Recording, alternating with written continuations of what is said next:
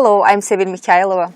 And I'm Claude Salhani, and this is This Week in Focus. And this week we bring you the World Bank. Ms. Larisa Leshchenko is the country manager for Azerbaijan. Welcome. Thank you for taking the time out to be with us. Thank you very much for the invitation. Pleasure. Let me ask you right off the cuff here.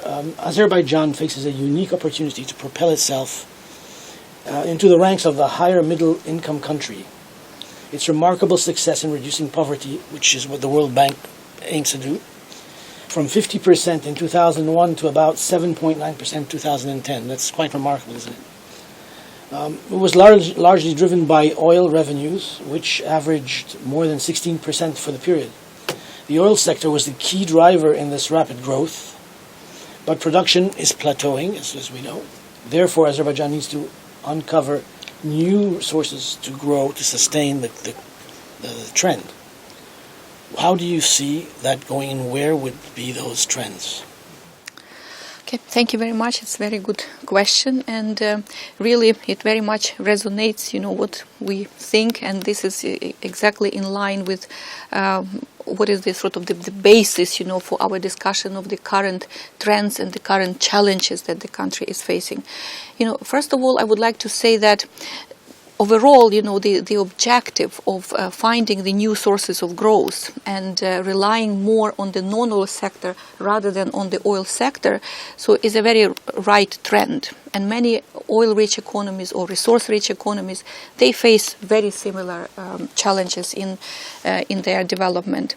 Of course, Azerbaijan is not an exception. And I would like to say that exactly as is in the citation that you gave right now, so that Azerbaijan really managed to use its oil very well, for really reducing the poverty, improving the livelihood of people, and addressing a lot of challenges, including, development of infrastructure, investing into the market institutions, and doing a lot of other things. But of course, the current crisis which the country is facing, not the crisis in itself, but actually the implications of the regional crisis and also the, drop in the oil price. So this is a real challenge, and there are many positive things that we can observe in the country, starting from the macroeconomic situation is overall stable, and we know that the reserves accumulated by the country serve well in this environment, so to really weather the crisis, pretty well. Plus, the recent trends in increasing the role of the non-oil sector was very positive. Of course, it was mainly driven by the public investments coming from the state budget, but we do believe that now there is a need to change this trend and actually to move towards the new growth model, which will be propelled by the private investments, and this is the most challenging task for the country. You're talking about we're looking for new outlets. The financial sector continues to be dominated by banks in Azerbaijan, and the non-banking sector still offers limited opportunities. So how do you see the World Bank intervening, or not intervening, but helping Azerbaijan find opportunities?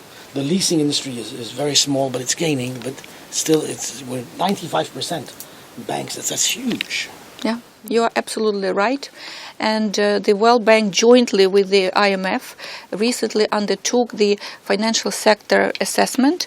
And, part of it was also, as you rightly pointed out, to look on the one hand at the financial sustainability of the banking sector itself, but also at the financial sector at large.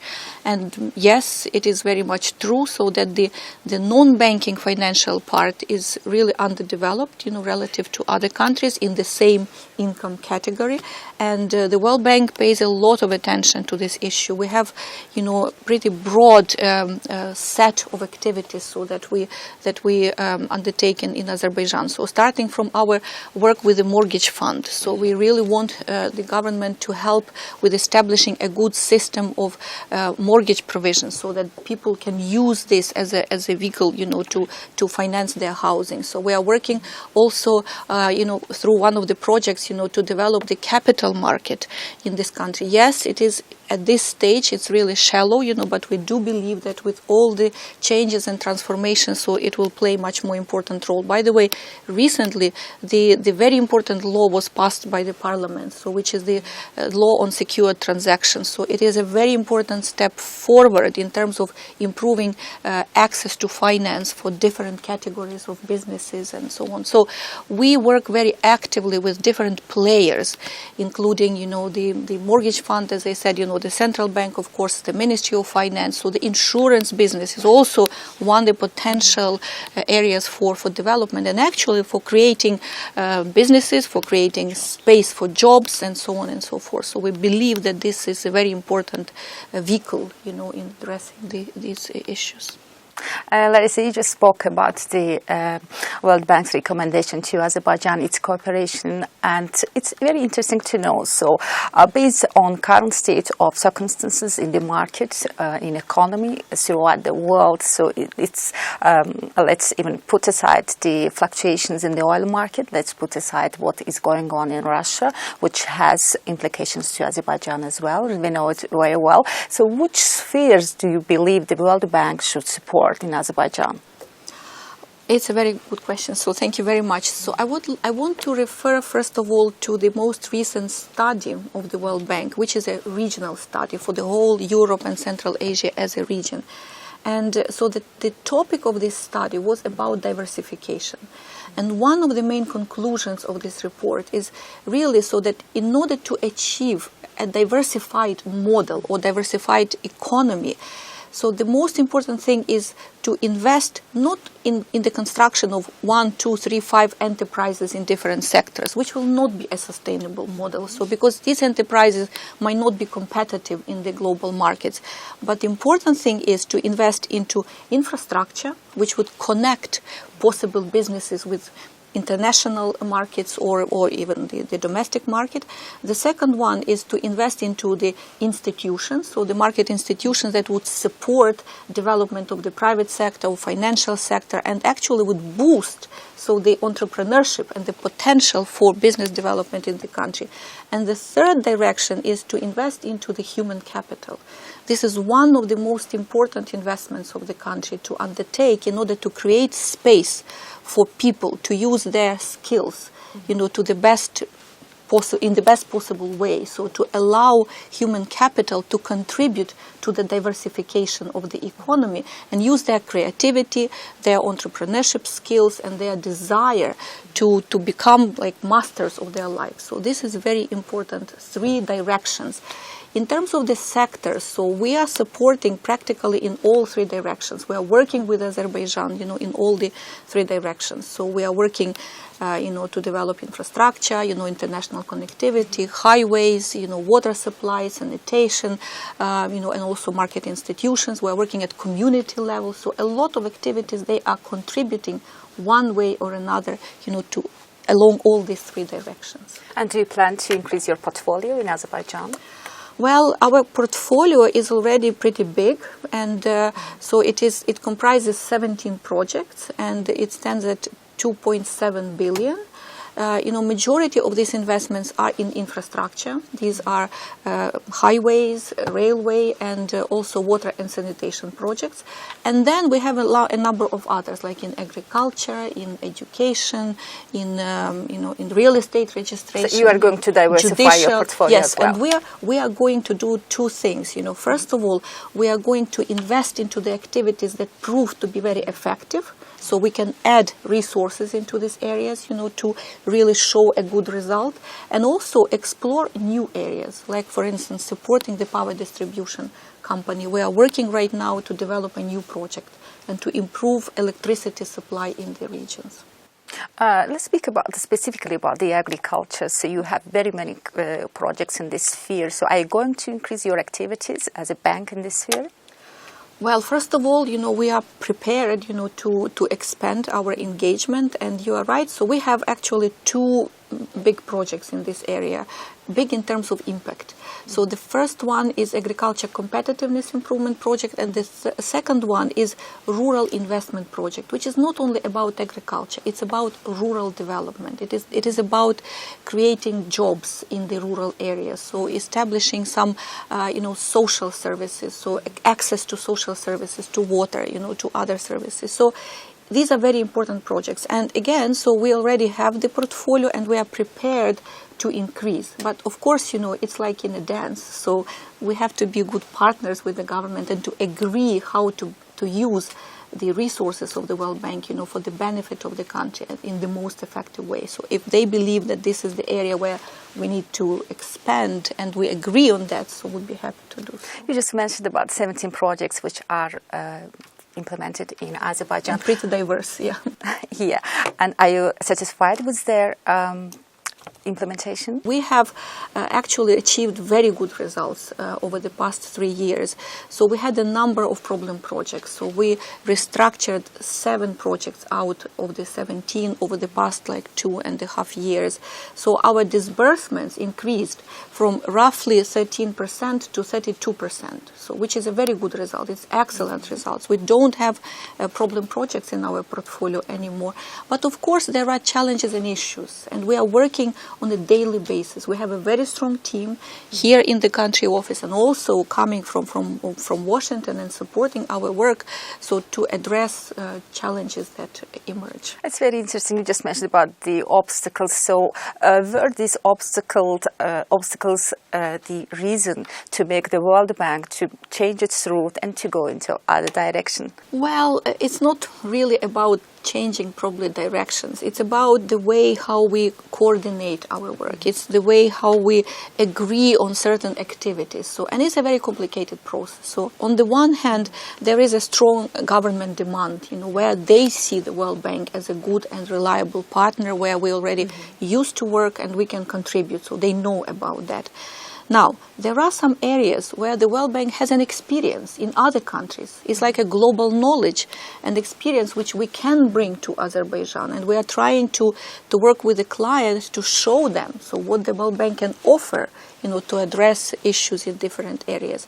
And of course, when these two things come together, so this is where we find the way how we can cooperate in the best possible way. So where we are maybe willing to do more as the World Bank. So it's really in the social sectors. We would be happy to work more in health, education, in social protection. Again, so maybe we are a little bit too concentrating on the infrastructure and institutions, but we would like to work more on health, health education, which is the human capital accumulation field. Larisa Leshchenko, World Bank Manager for Azerbaijan. Let me ask you, if you had a crystal ball in front of you right now, and you could look into the future, just the next year, where do you see inflation going? Because in 2014 it was low, but it quickly rose after the devaluation of the manat, which was devalued 34%, I believe. Yeah. So where do you see that, if there's a crystal ball right in front of you? It's a very challenging question, so I probably would not have the exact answer, and I don't want to be caught, on something, so that in 1 year from now you will come and say, you were absolutely right, or you were absolutely wrong. But let me give some factors that are behind it, so that can probably affect the way how the inflation could go. It would depend on many things. First of all, this year, as you know, the devaluation was absolutely objective thing to do, and actually Azerbaijan was the last one probably to jump on this train, because the Azerbaijan economy was already absolutely non-competitive relative to other countries in the region that already undertook the devaluation of their currency. So, of course, it was like a war of devaluations. Now, usually after devaluation of the currency, the inflation is affected in 2 ways. First of all, through the imported goods, because if you import something, it becomes much more expensive for you. The second thing is, even the domestically produced stuff can have like imported, components, and it also affects the inflation. So it has certain inflationary pressures.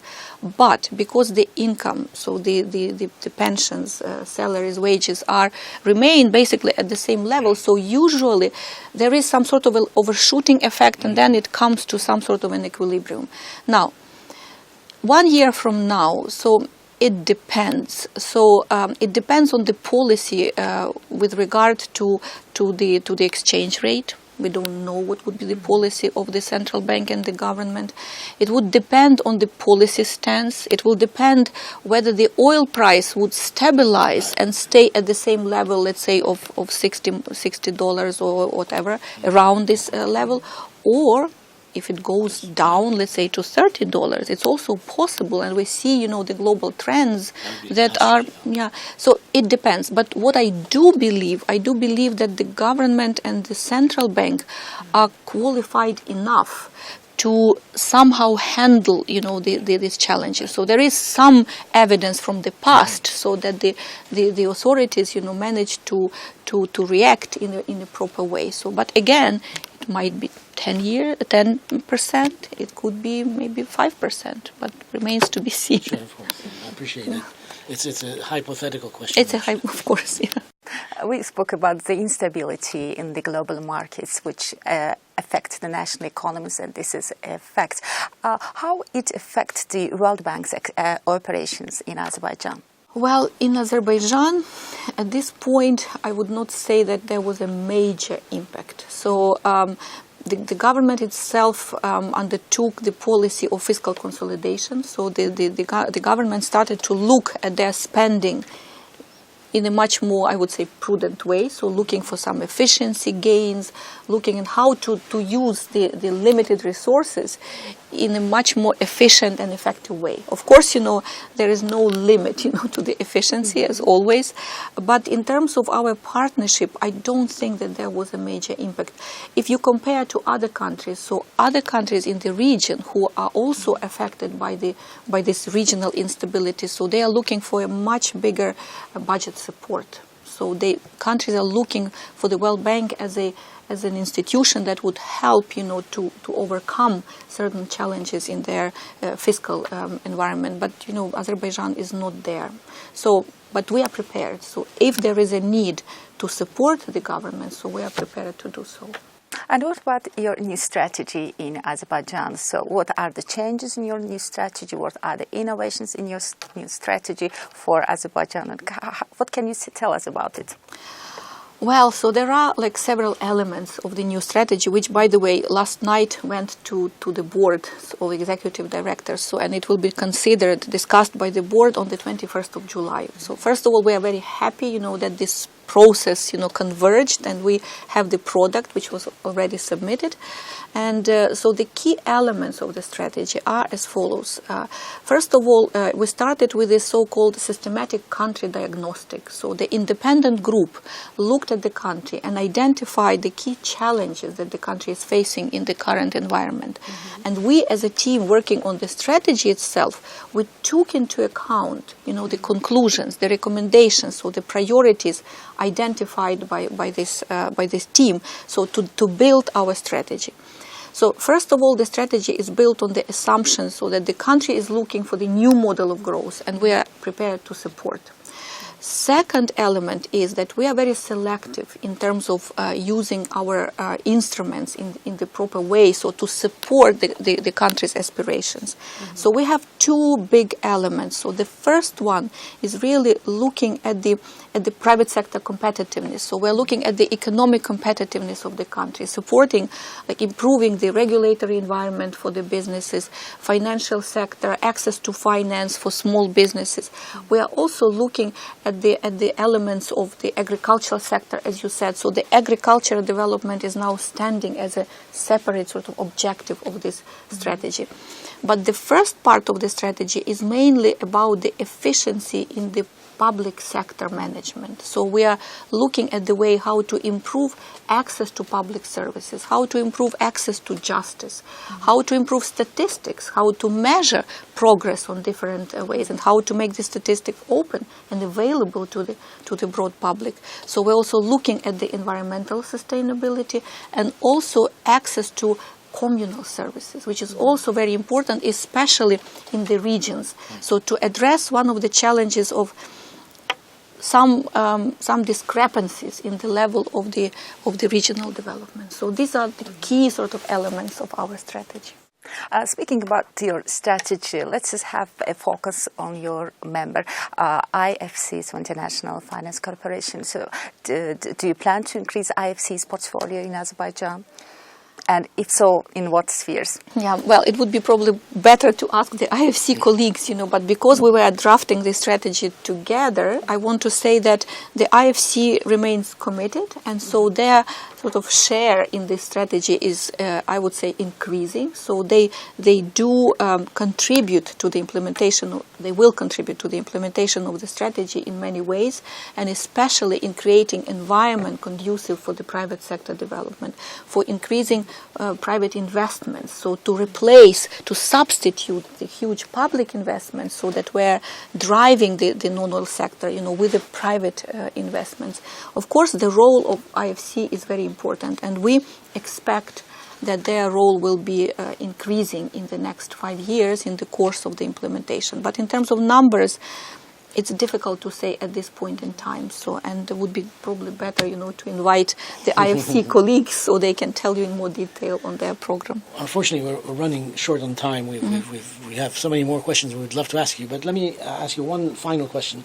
What is your biggest challenge here? Well, the biggest challenge, I would say, is probably coordination of the program. So the program is really very interesting, and it is really producing results. So this is very fortunate. So whenever I go around the country, I go to different parts of the country, to different rayons, villages, and we see, the impact, we see the result. So it's really encouraging, and we do hope that it will continue. But of course, in the social sectors, as I said, I see the biggest challenge. So I think that if we would be much more engaging in the area of health and education, so I would be much happier. And I think that this is the key challenge that we need to overcome. Claude, let me ask my final question as well. So it's very interesting to know for me, and I know that for our readers as well. So World Bank is present in many countries, and you have many members. And what are your recommendations to all your members in this difficult situation in the world? Well, so the key challenges are probably very similar, as you said, and the main recommendation is, so whenever you are in the difficult situation, try to accelerate some of the reforms that you were putting aside, in the times when your pocket was full of money. So if you have less money, usually it's a time to undertake some actions that will yield good results in the future. So I think that this is a recommendation that the World Bank is giving, globally, to the countries. So just accelerate, undertake and implement things that are really needed, so that are necessary for you to really, as you rightly said at the beginning, to join the ranks of the high-income country. The World Bank is very different than any other banks. They help reduce poverty. That's their main aim. It's not a bank where you go and deposit money or open an account. They deal with countries, not with individuals. Overall, they are doing a lot of good and making a better tomorrow for people. Larisa Leshchenko says, so don't forget about reforms. I think that's a very major message from the World Bank.